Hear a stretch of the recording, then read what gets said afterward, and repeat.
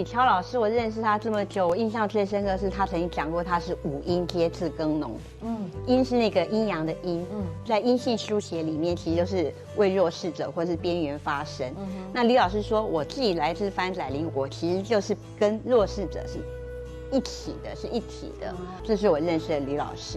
那刚刚讲五音阶自耕农，为什么是自耕农？因为李老师是佃农的小孩嘛。那你刚才也去过番仔，你也知道那个地方的贫瘠跟困难。那他说我没有土地啊，我能怎么办？我就是在稿纸上笔耕，所以我是五音阶自耕农。其实作家有两个，有一个是自己把作家当做一个工作。我的作家，是我的生命，我生活的现实当中，我的背景如何，我的来源如何，我的周围如何，我有什么感受？